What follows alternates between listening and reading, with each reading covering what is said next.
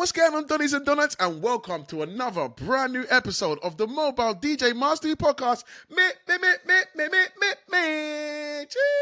Cheese. And guys, on this episode, we're going to be talking about consultation calls. What happens when you've actually get the client on the call and some things to think about just to make sure you have a better chance of securing said client. So this is going to be a major key, and I've got a resource that you need to stick around to right at the end. If you want a resource on how to do exactly what I'm talking about, there's going to be a one available. Major keys, guys, major keys. Anyway, let's roll that intro and let's get into this one because it's going to be juicy.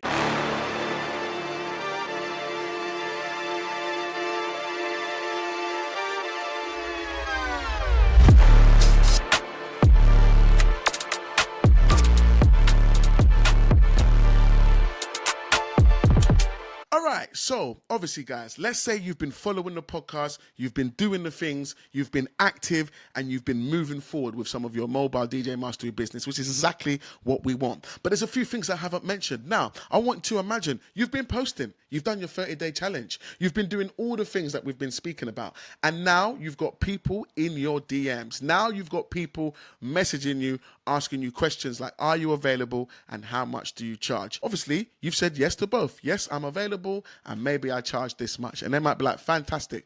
Where do we go from here? My advice with your next step from there would be is to invite them onto a free consultation call. Now, I'm going to break this down really basic because I remember when I first had my consultation call, I didn't really know what to do. I was like, okay, they're coming on in an hour. How do I navigate through this? And I think I freestyled it. And to be fair, I probably did okay. But obviously, over the years and so many consultation calls, I feel like I've got it down to quite a good art. And I think I can share and help someone who maybe has just started, or maybe someone who's in it a bit more and they might be missing a few things that you're not sure of. So let's go through some of those things. So the first thing you want to do, now this is just from me. I'm not saying I do everything right and my way is the best way. I'm just saying this is my way because I know other DJs that do things differently, but we're going to talk about my way because that's what I understand. So the first thing I'm going to say to do is get them on some kind of online meeting. Get them on an online meet, whether that be Zoom, whether that be Google Meets, whether that be Teams.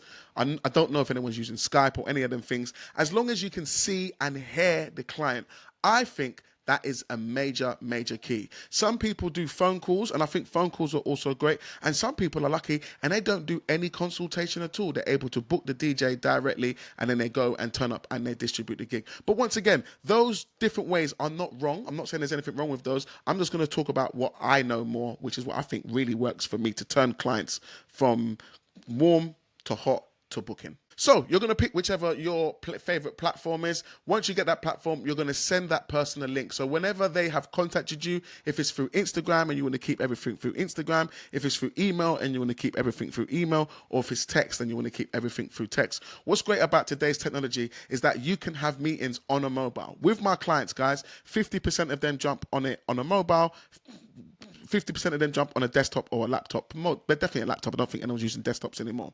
And then maybe a couple of them use iPads. The main thing is I can see and hear them. So when they jump on the call, obviously, one of the things that I like to do is at first, don't jump straight into the meeting. Give it a couple of minutes and just talk organic, trivial stuff. So you don't have to start talking about music and what they want and charges and fees. And I say don't go into it too heavy because you've got to remember, think of it as like you're on your first date. You know, when you're going on your first date with a girl, you're not just going to sit down with her or him and just start talking about, so how many kids do you want? And what's your kind of views? What do you look for in a partner? You're like, whoa, you don't even know my name. And what it starts to do, when you start going in too heavy, people get uncomfortable first, like early. And what you got to remember is first impressions matter. So that first few minutes is the kind of time where you might be a bit nervous, but also might your clients be. They might not be the people that speak to DJs all the time. So they might be like being in the same mindset as yourself. Like, oh, what do I do? What's the best way of doing this? What's the best way? So I feel your first couple of minutes on your call, don't ask anything too trenches. You want to just talk about, maybe ask them about their day. talk about your day, mention about something weird that's just happened in the last hour or so. I always think it's good to just start with something that's got nothing to do with why all of you are on this call. It just lets everyone relax and just feel a bit more like, okay, do you know what? This is just a chat. It's just a DJ. It's okay. He's just spoken about the weather, or how he was late a little bit longer, or he's just made a cup of tea and this kettle that he's got is had enough because it takes too long to boil. And guys, in a minute, I'm going to shoot off and go and get the tea. And then they just feel like they're talking to a human being. So my first tip would be, when you first start, don't dive into the meeting straight away. Just ask a few trivial, and just be trivial. Just talk things, get them to relax and calm down. Another reason why I say I prefer to do Zooms and have video calls is because one thing I want to get from the call is their vibe. I want to get them. Are they laughing? Are they cold? Are they moving around a lot? Do they use a lot of slang when they talk? All of these different things help me identify the type of client that I'm speaking with, which then helps me serve them better. I want them to relax during the call. I want them to be as natural as possible, so I know exactly what type of clients I am dealing with.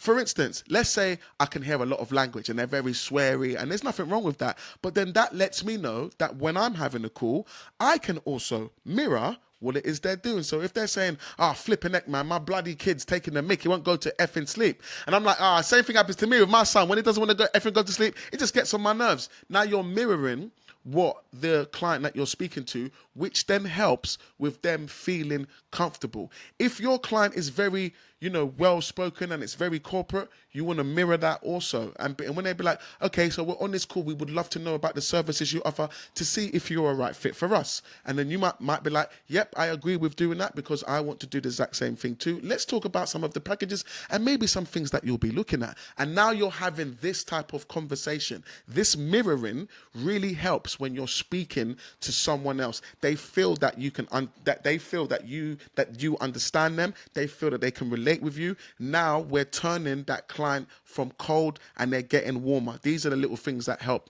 with getting warm. And I feel when you see them like that, that can definitely help with building up that rapport of warmness, of likability, these kind of things. And these little steps are going to help you secure the booking. Because remember, guys, most of the times people book people. So if they like you, they're going to book you. Another thing I want to mention is that when it comes to these calls, you got to remember these clients have spoken to some people and they haven't spoken to some others.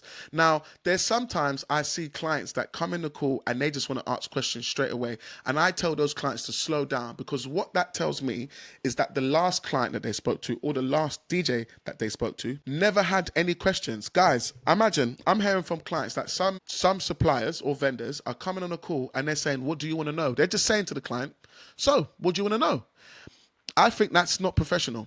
If you invite a client onto a call and then you ask them what do they want to know, so you expect them to provide you with the questions, that is not you showing your expertise. You want to become across like the expert that you are, and you've done this before. So therefore, you want to have a couple of questions to give them. It's like you interviewing them. And when you're interviewing them, you're asking them questions that's going to help you service them better. That's what you want to do. You want to be able to be the supplier that they have called, they have booked, you've asked them questions, and from the data that you've got from those questions, you can offer them things. You've got to think about it. It's similar when you go to buy a car. You walk into a garage. Hi, how can I help you? I want to look for a car. If the guy that came to you and said, how can I help you? And you say, I want to buy a car. And they said, okay, well, have a look around and just, go and have a look. And when you've got any questions, come and talk to me. That will be a poor salesman. That person will not turn around. Out of 10 people, they'll probably turn around the one client that's happy to go around and look and say, look, I want this car. And they're like, yeah, that car's 15 grand. Do you want to sit down and sign the paperwork? That is not how you charm. That is not how you work. That is not how you sell. We are in the sell. Right now, we're in sales, different parts of the business. When we are doing consultation calls, this is the sell part. Because if you come off that call and that person doesn't buy, there can be for many reasons, but one of the reasons might be like, you wasn't selling well. So thinking about the guy in the garage, if you came in to buy a car and he just said to you, well, go and have a look and just see what you want and, come and chat to me when you're ready, you might be like, Sometimes you might be put off so bad you walk out that garage, and that's what happens, guys, to some people when they DM you or they message you, or in some of your calls, consultation calls. They might think something, and a thought gets in their head, a bad taste, and first impressions last. So if they get that impression from you, not to say that you're bad, not to say that you're terrible, but if they get that impression, you are out. They're off somewhere else, and you've lost the sale. So what you want to do, you want to come across, think of the garage guy again. I walk into a garage. I would like to buy a car. Okay, what kind of car are you interested in? Are you thinking about something for the family? Is it something for yourself? Are you thinking of something sporty and flash? Is it something more conservative and a bit more economical? These are questions that are going to help that person buy a car. I might be like, you know what? Yep, I've got a family, but it's something that I still want to be able to look cool in. Like, I'm not quite at the age where I've given up on myself, so I don't really want a people carrier. But at the same time, I still like something that can carry the kids, still do the shopping, and also I'm a DJ. I want to be able to carry some kit. Now you're giving the person who's selling you a better way, and their brain is funneling down. So they've got rid of the hybrid car, they've got rid of the tiny city car, they've got rid of and now they're thinking about maybe SUV and estate.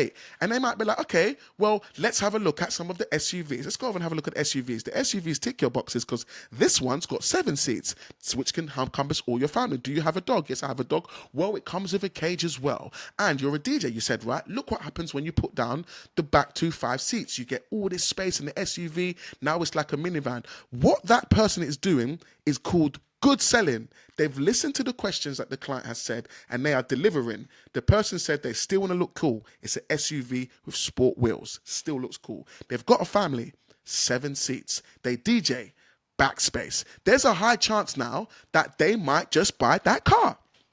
This is good sales, delivering on what the client is asking for. So when you are asking questions, you want to ask questions that are going to help you service that person better. For instance, you might just start by saying, is your event indoor or outdoor? You might not have an outdoor setup. You might not have any battery powered gear. So if the person says, yes, I want to have a birthday from 12 o'clock until 5 and it's outdoor in a garden, straight away you might be like, I cannot help you there because I have an equipment that isn't that great outside. It's not battery powered. And then that lets you know, the client know, that you might not be the best fit for them. Now, there's different ways of doing this. You can mention that might not be something that you can do. And then maybe you can offer either another solution, as in to hire in battery powered speakers or a marquee or things that you might need. Or what you can do, if you're early in the business and you're savvy, you can still do the booking, and hopefully with the money that they're paying you, this will then allow you to do that gig, which will build into your arsenal so that now you can do outdoor events. So you might say, okay, that's not something that I do, which is in your head, but you know how to do it. You kind of think, okay, I've got to get some waterproof speakers. I've got to get things that are battery powered. I know that there's these speakers on the market. They cost maybe £600-700. If I get 2 of those, I will now have battery powered waterproof speakers. So maybe with this gig, I'm going to put majority of the money into getting those speakers. I might buy the speakers myself or use some of their deposit money to add to the speakers. I'll put the top end on it, and then after the gig, I'll then put the rest of it on the gig. Hopefully, the gig will pay for all the speakers. If not, it's paid for 80%, 90%, 70% of the speakers. You may not have made any money on this gig, but you've invested back into your business, and now you have outdoor speakers to now. So next time you say, is it indoor or outdoor? Now, whichever one they say yes to, you can cater for. So answering them questions that are going to give you information on how to serve them better is always going to be the way to go. And it's a better way of stop wasting time. So they will say something straight away that might not be you, and then you can say, similar to if the garage person went to the garage and said, I want a car that goes off-road with some really meaty tires, and they might be like, well, you are at Tesla, and in Tesla we don't have off-road cars, so we have these 2 models. They're made for city and road, so you are not for us. But there's BMW over the road, there's Cherokee, there's this. They've got some great off-road vehicles that you might want to check. That's if they want to do that. They might not, because it's promoting the competition. But I always say good customer service is good customer service. If I went to Tesla and they referred me to go to BMW, I would refer back to Tesla when I need advice, when I need help, when it's time to write the review. I'll message Charlotte, Claire, Steve, Bob, whoever it was that gave me that advice, that helped me. Good customer service always wins. And when I might want to buy a Tesla, I'm going back to look for Ben. I'm going back to look for Caroline. I'm going back there. Do you remember me? I came in 4 years ago. You told me to go and get the 4x4. I'm done with the 4x4 now. I need something electric, and I want to come back and see you because the service that you got from me, what the service that you gave me, stuck in my head, and now I've come back for that. So thinking about all of those things, guys, because this is the customer service part of the journey. If you do these well and you don't secure the bookings, these people can still talk about you. Exactly like what I just said about Tesla. Even if you didn't do well, but they felt you was genuine, they felt you was very helpful, you wasn't able to give them what they needed, but you signposted them in the right place to do this. This is all part of the consultation. So doing this naturally will always help you. Like I say, guys, good things happen to good people. So be good. Also, at the same time, when you want to find out what it is that they do need, you also want to identify the things that they don't need. This is a great way of building trust and transparency. So let's say, for instance, they booked me and they wanted the moving heads, they wanted the uplights, and like, oh, we want the disco ball. Now, some people will be like, just bring it all and charge them. But the way I do my business is that if I think they've got an overkill of lighting, because I would be like, that's an overkill. I would say, out of the 3 options, pick your favorite 2.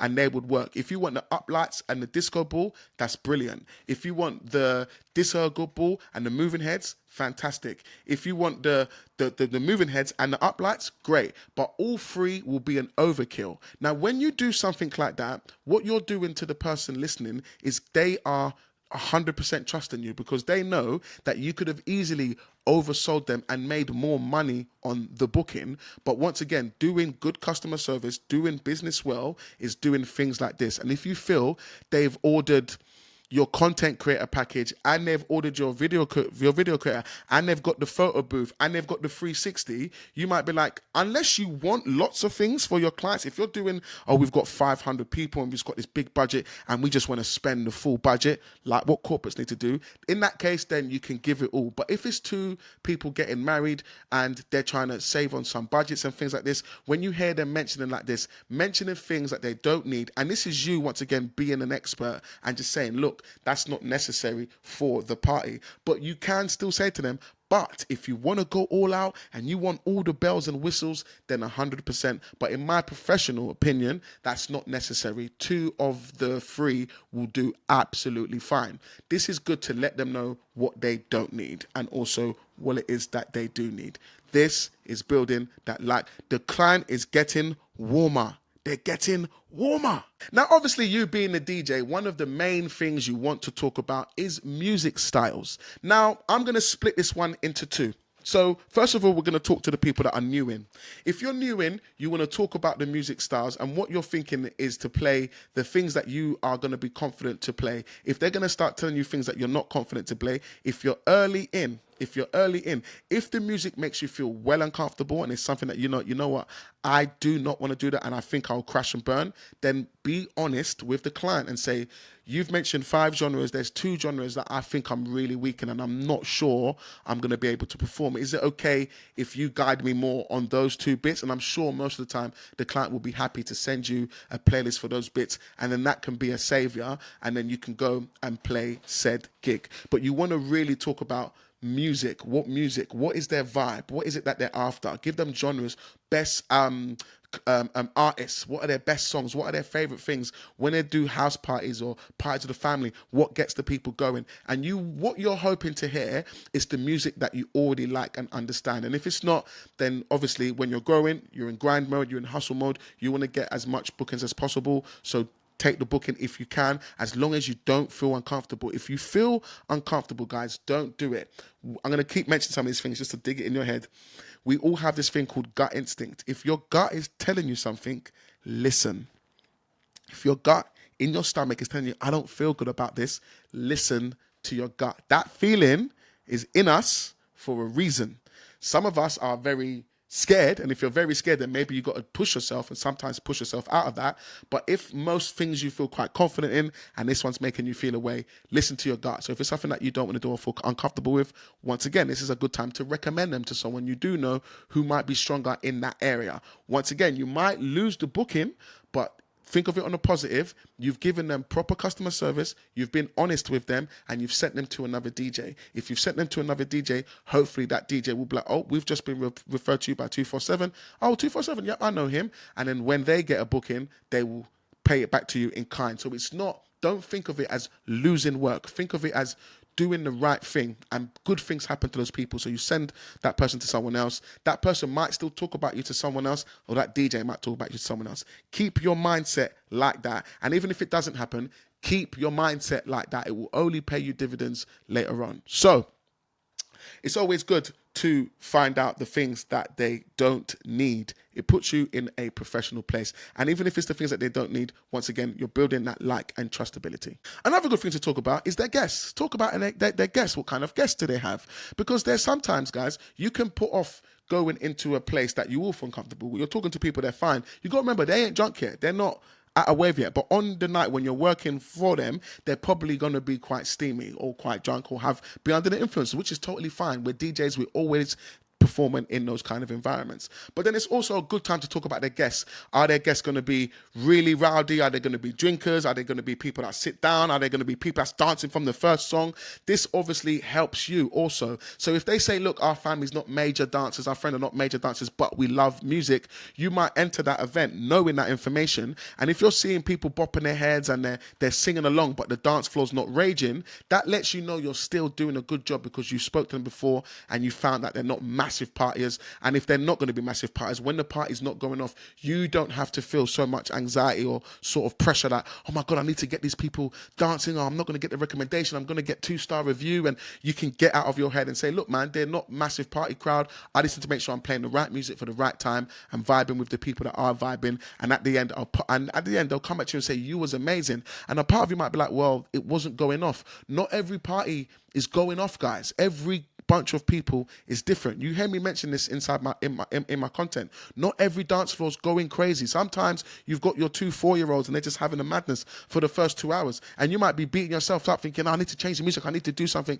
And sometimes, guys, it's okay. It's okay. And it's great to find this information out during your consultation, which can bring your nerves down. So when you're seeing, maybe if what you're seeing is not what you want to see and you want to get more, it will give you an understanding, so you can be like, look, don't be so hard on yourself. They're not a massive party crowd. This is kind of what we envisioned the night to be. And I'm giving them exactly what we spoke about during our consultation, which once again puts you in a great place. So talking about the guests, what they're like, their vibe, how much are they party, how much are they to talk, how much are they to drink. These are also good things to add into your consultation to understand your client better. Another thing I want you to remember, guys, is that you are the expert in this. So make sure you give your advice. If they are talking about something that they want to do and you think that won't work, this isn't you telling them not to do it. Just add your advice. So if you give them advice and they still go with what you said and the outcome is what you said, they'll be like, once again, they'll just come to you and say, oh, I wish we listened to you. That advice you gave us was really good. We went over it and we wanted to do what we did, but what you said happened. And that's when they start to realize, yep, you are the expert. You do this every weekend. You do this a lot more than they do, and you have an understanding from a DJ's perspective as to why things may have happened. For instance, let's just say they said, we're foodies, and one thing we want to do for our wedding, we want to have like a 4-hour relaxed wedding breakfast, man. That's going to be amazing. So instead of you starting at 7, can you start at 8:30? And you might be like, okay, cool, that sounds all right. And you might say to them, a 4-hour dinner might be something that you used to like, but most of your guests might get a bit bored of that. And then when it comes to the party, the energy is going to be really low on the floor because people have been sitting around for quite some time. They might have eaten more because the dinner time was longer. And the party, the mood to party, we may have missed that window a bit. So we can still get them to party, but it might take longer for your party to start because you had a lot of low time in between. You might say to them, look, I think it's better to have, a traditional shorter wedding breakfast, and let's get the party going, but don't close the dinner so people can still eat. It's still optional, that they can still have that time, but pop the party for the people that don't want to be sitting around. And that might be you letting your expertise know. You're trying to tell them something that you don't think this might not work, and obviously explain the reasons why. Don't just say it won't work because it won't work. I've done this for 15 years, that won't work. That's arrogant. You don't want to be arrogant. That will not get you the sale. But if you explain, I don't think this is a good idea, and these are the reasons why, you might get them to change their mind. Like, we never thought of that. Thank you so much for that insight. We never thought of that. Yeah, you're right. Me and my partner love food, and we're thinking of doing, a long 5-course of small bits, but yeah, that might not be for everyone. Yeah, you're right, Actually, we're going to go with what you say because you're the expert, and then the party pops, and they're like, yep, we're so glad we listened to you. We never closed the dinner. Their option is still available, but you've made it so it's optional for all, and that will hopefully get them a better result. Now, this is you showing your expertise. This is, once again, doing good things. Guys, all of these things that tie in is now the client is getting super hot, and they're like, this guy sounds like the one for us. This girl sounds like she's got the knowledge, she's got the know-how.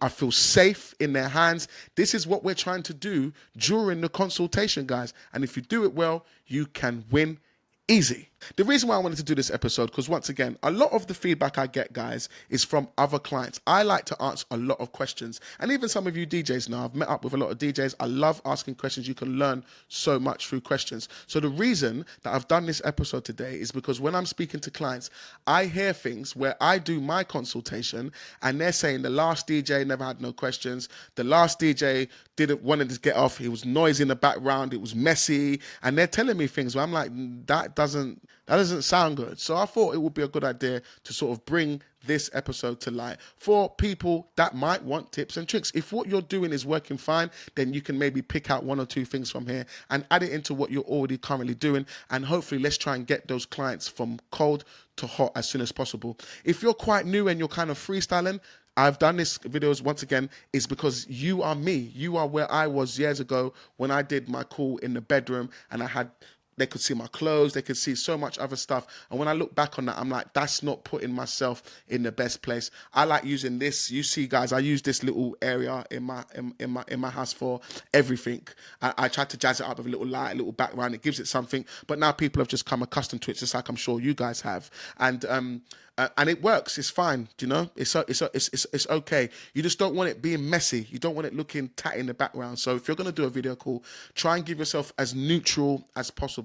Or if you have got space, make it look cool, make it look wicked, and that person will be like, this person's cool, this person's wicked. They're a bit more premium, things of that nature. So don't feel no way to do those things also. So yeah, and if you are new here, then yeah, trying out some of these things will definitely help. And being calm as well, being calm and collected. Just remember, all you're doing is talking to people. And if anything, all you're doing is asking questions. Those questions will give you some amazing data for you to then able to tally your price properly, to bench what it is going to be best, to offer your expertise for you to recommend something that you offer which sounds like it might be amazing, it might be a bit out of their budget, then you explain why it's amazing, and they might be like, you know what, it's a bit out of our budget, but we're going to find the budget because what you said there really gives us peace of mind and we want that, so they might go for that. Or you might tell them, look, you can save some money and you don't have to do this, go for this option, it will do everything you want and more, and then they will trust you in that also. So that's what you want to make sure you're doing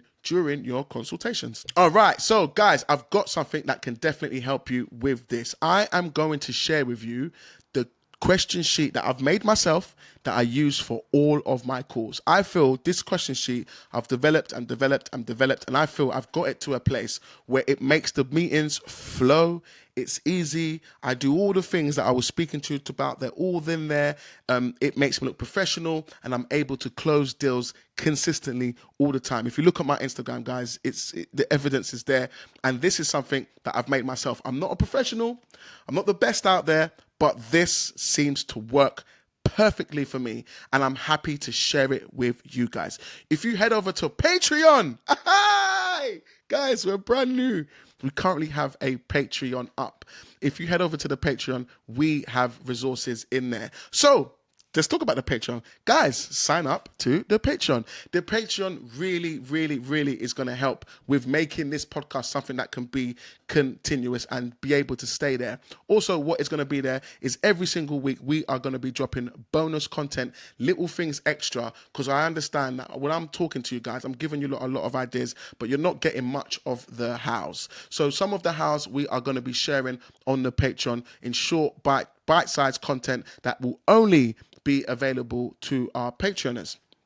And this sheet that we're talking about as well, the exact sheet that I use to close 90% of all the bookings that come through to me, I will be sharing that sheet with you also. I'm going to take my logo off it and basically leave everything there for you. I'm going to change some of the things just so you can fill in the information that you need to put in there that will help you on your business. It is a Word document. So it's a very simple document that you can say, I'll even write, so I'll take out my logo and I'll write add logo here. I'll take out my package names and just put in package 1, package 2, package 3, package 4.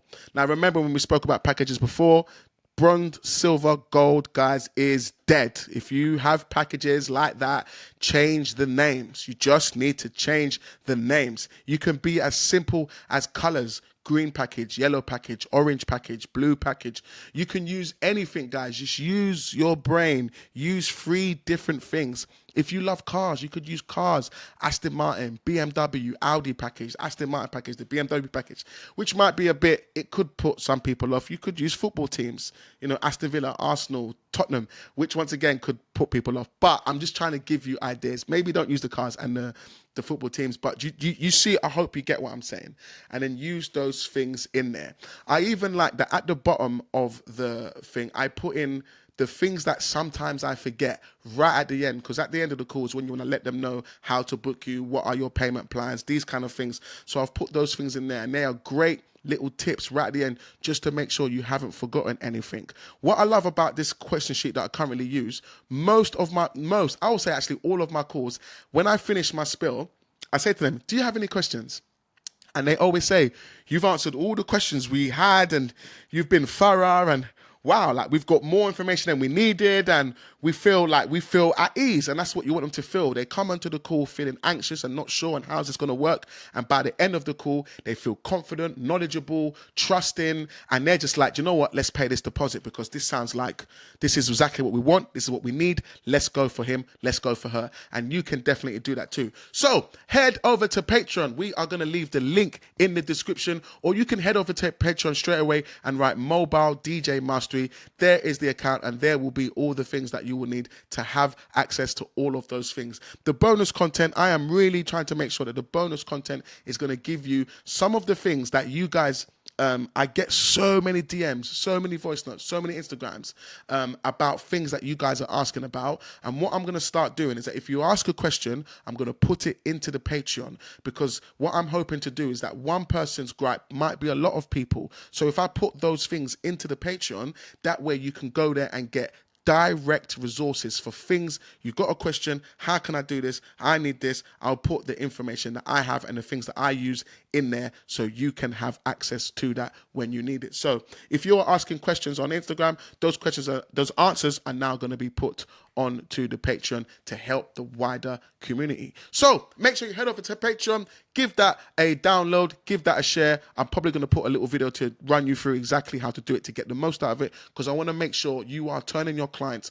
from cold clients to, okay, we're just going to book a call with this guy, to at the end of the call, do you know what? He did say that there's a bit of a space of how long you can wait until you book, but we're going to do it now. And you guys are getting things done now. It's gonna work for you guys. It's gonna work for you. And if it doesn't, if you use it and it doesn't work, contact me. We can have a quick call. Only if you're on the Patreon. Only if you're on the Patreon, we can have a call and I can quickly run you through. Can have a little Zoom, one-to-one Zoom like this, maybe 10 minutes, and then we'll see what could be going wrong, because sometimes it can be one little tiny thing. Change that one thing and then the income stream goes up again. So guys, I hope you found this episode helpful. Customer service, very important. being a good person always pays off. Sometimes it's not instantly. It can sometimes take longer, but if you continue to do it and make it something that's normal to you, you will see things coming back later on. People recommend, people talk, and when people hear good things, people want good stuff. I hear too much bad stories about DJs, but if we can start hearing good stories about DJs, people will get so much more recommendations. Recommendations are free, guys. Being polite is free. We don't always have to pay for marketing. We don't always have to pay for things to happen for us. If we do some of the things that we're speaking about on this podcast, which most of the things I talk about cost little to no money, but if you do them things, it will make your business look good and scale you up to a place where you can be. So, consultations, just a recap. Consultation, Zoom. I believe video calls are the best. You can still do phone calls, and if you don't want to do any phone calls, then what we've just spoken about probably won't help you, but I'm sure you can still get the bookings. Find out what they want through asking them questions. The questions are key. You just want to ask the people questions and they'll give you a lot of things that you can do and that you can't do. Feel their vibe. Oh, going back to it, I was thinking about this earlier. I didn't mention it with if you are more of the higher end clients, remember before when I said we're going to split it, if you are more of someone who's been in it for a while, when clients start coming to you and they are not your fit, decline those bookings. When you speak to clients, consultations, and they say things that is not in line with you, for instance, mine would be rock music, lots of indie music, cheese all night. These kind of things is that's not what I want to do. If I was new, I'm doing it, I'm in grind mode. When we're further down the line, I say, sign them to someone else. You should have a DJ network where you know you can signpost that person to someone else. I'm happy to say, which doesn't happen a lot of the time, but I've had a couple of consultation calls when I say to them, I don't think I'm the right fit for you. And I explain why. I say the music choices that you've chose for, if you look in my content, I never play them. The reason why, because I don't have an understanding. With the music I play, a lot of it is the stuff I used to play in the clubs. It would be hip hop, R&B, 90s, noughties, bit of disco, house, garage, drum and bass. These things I fully understand. When I mean fully. So when I'm playing it, I know what would work for who, when, and it's easier for me. When it's rock music, I don't know.